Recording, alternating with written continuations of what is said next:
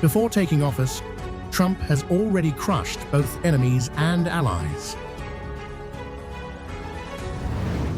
Officials and Western newspapers are beginning to speak more openly and candidly about the situation in Ukraine. In today's video, we will explore these claims. At the end of the program, we will discuss the latest moves by Trump to stabilize the global situation and to address neighboring countries that are harming the interests of the United States. Here are the detailed contents. Ukraine is closer to the peace. On November the 26th, the Washington Post wrote that Ukraine may have no choice by negotiating with Russia and might lose some territory. The hawkish faction's Ukraine project seems to end. With Trump preparing to return to the White House in January and the Ukrainian military suffering significant losses on the battlefield, Kiev is in its weakest position since the conflict began nearly 3 years ago. Recently, Russia reclaimed 40% of the territory previously occupied by Ukraine in the Kursk region. This means Ukraine's bargaining power at the negotiating table is also shrinking. The Biden administration is aware that Trump will not provide the same level of support to Ukraine as they did. This is a very realistic assessment.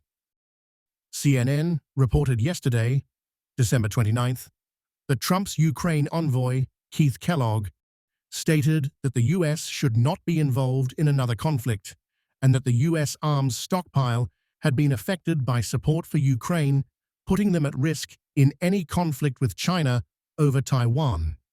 He also confirmed that Ukraine's NATO membership is a very distant prospect and should be indefinitely postponed in exchange for a comprehensive peace deal.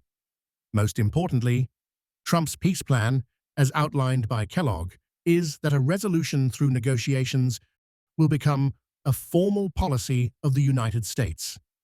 At the same time, Keith Kellogg unveiled a peace plan and conditions for Moscow to join the negotiations. The plan involves freezing the front lines with a ceasefire and establishing a demilitarized zone. If Russia agrees to this, the U.S. would lift sanctions in a limited manner, with a complete removal of sanctions only after signing a peace agreement that is in line with Ukraine's interests. Thus, Trump's policy on Ukraine is already clear, and Kiev, along with the West, will find it difficult to change this course.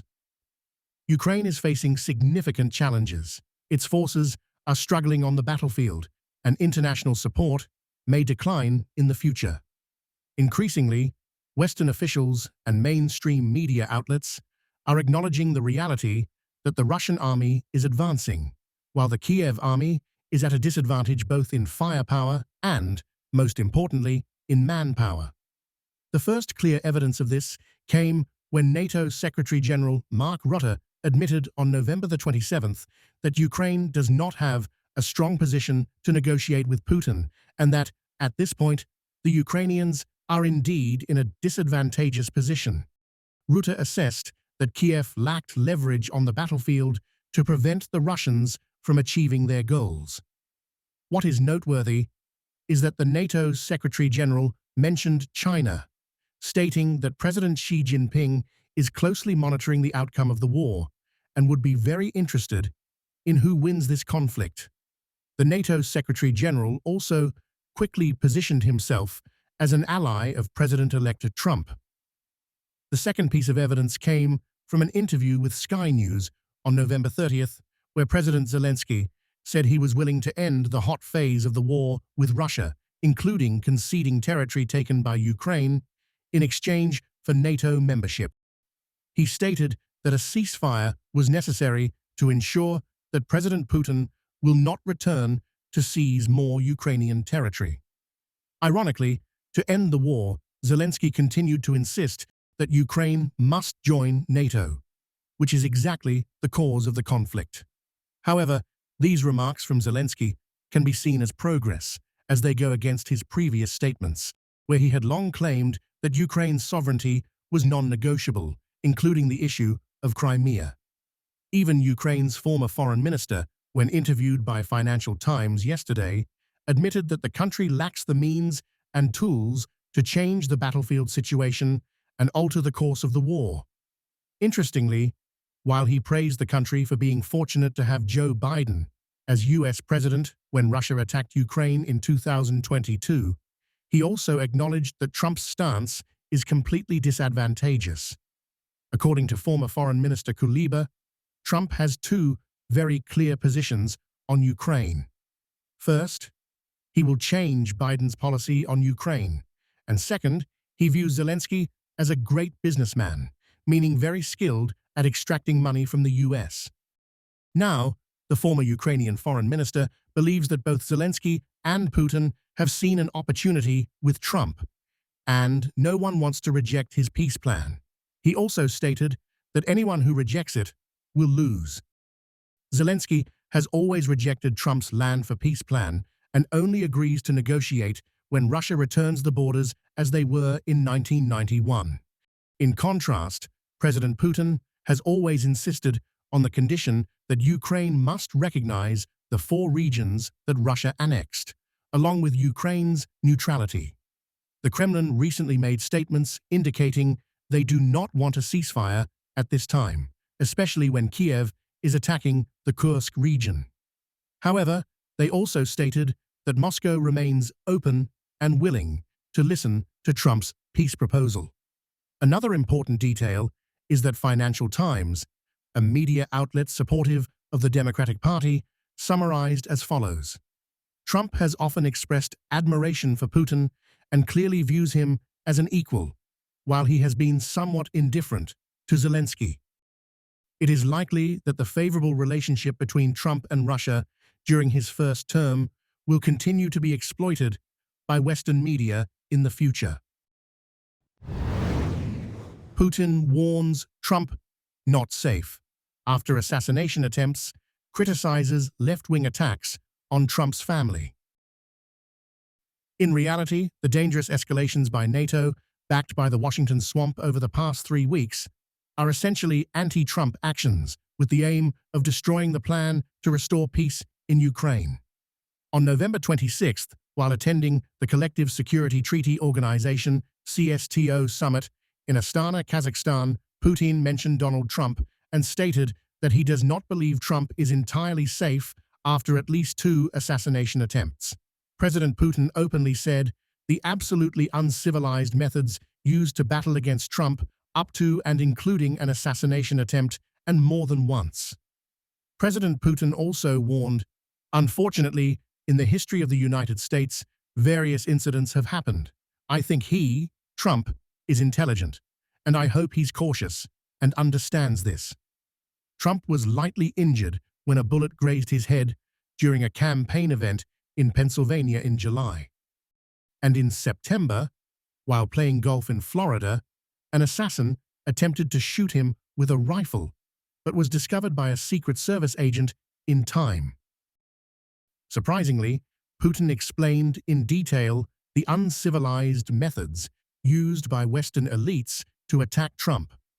The biggest thing for me was that while attacking Trump as part of the election campaign, they not only subjected him to humiliating, unfounded judicial proceedings, but also bashed his family, his children too. Even common thugs don't do that here.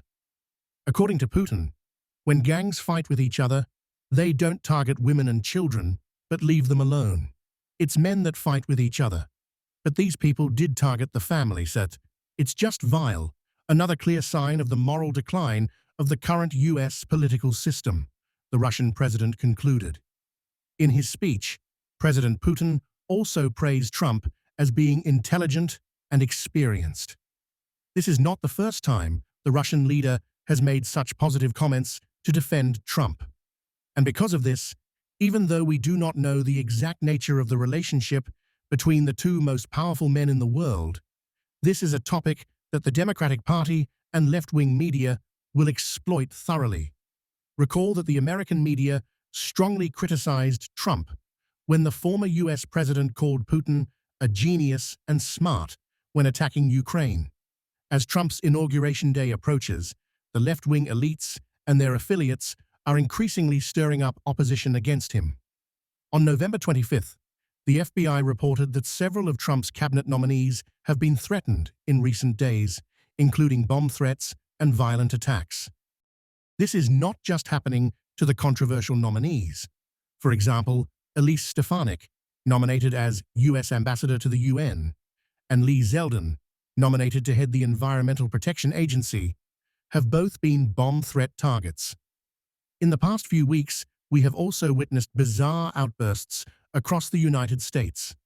In Wisconsin, a group of women gathered at a beach to hold a primal scream session in which they tried to release their pain and frustration after witnessing Trump's resounding victory and Vice President Kamala Harris losing. Moreover, Newsweek reported that many officials in the Biden administration's State Department attended psychological counseling sessions when Trump won the election. These individuals were invited to an internal therapy session if they felt they could not cope with the changing political environment and Trump's return to the White House. In an open letter to Secretary of State Antony Blinken, Republican Congressman Darrell Issa stated, "Disturbing that ostensibly nonpartisan government officials would suffer a personal meltdown over the results of a free and fair election." This event has attracted so much attention that Russian Foreign Ministry spokeswoman Maria Zakharova called on left-wing liberals in the U.S. to mourn more for the deaths of people in Ukraine and Gaza, instead of spending time on their collective hysteria over Trump's victory. On January 20th, many left-wing individuals plan to turn Trump's inauguration into a memorable day, marked by large protest demonstrations. They believe that Trump's victory in the election represents the complete failure of the Democratic Party in preventing the rise of the far right in America. Note that on Trump's inauguration day in 2017, extreme protesters broke windows and set cars on fire in opposition. Therefore, the forecast for this time is that it will be even worse. Not stopping there, violence on January 20th could be just the beginning of a series of horrific chaos on the streets of America for the next 4 years. Hundreds of far-left groups are beginning to organize the war against Trump, and these groups are funded through investment funds, left-wing NGOs of families like Soros and Rothschild. As mentioned in our previous video, the real entity running the US government is not Joe Biden, but a group of advisors through the extended arm of former President Barack Obama. That is, Barack Obama is running Joe Biden. But has Obama been the final boss? Journalist Wayne Allen Root answers, Obama takes orders from the billionaires. So is billionaire Soros the final boss? The answer is, not yet. China is the final boss. Journalist Allen Root wrote about this power as follows: the real power behind the throne, the boss of bosses, the capo di tutti, China and the Chinese Communist Party. Everyone is taking orders from China and the CCP. China bribes all the politicians in America and around the world with billions in offshore bank accounts. China owns Biden and his family. China owns virtually the entire leadership of the Democratic Party, and quite a few establishment rhino Republicans too. It's easy to see China is the top dog. You'd have to be blind, deaf, or really dumb to not see that. Everything happening just happens to weaken and divide America while benefiting China. Trump announces 2 world-alarming measures before entering the White House. President Trump is very serious about restoring America and does not wait until his first day in the White House. He announced 2 tariffs, one against China and one against Mexico and Canada. He announced the move against Canada and Mexico on Truth Social, stating that he would sign all necessary executive orders to impose a 25% tariff on all imported goods from Mexico and Canada into the United States, threatening both nations with very high costs. With this declaration, Trump is ready to strike a fatal blow to these neighboring allies of the US. Trump then turned his attention to China, stating that he had had numerous conversations with the Chinese government about the amount of illicit substances, particularly fentanyl, being smuggled into the US. He threatened that if Beijing did not take strong measures against those trafficking this substance, he would increase tariffs by an additional 10%. Note that previously, Trump's Republican Party threatened to impose tariffs of 60% or more on all imports from China. An additional 10% would undoubtedly cripple Beijing.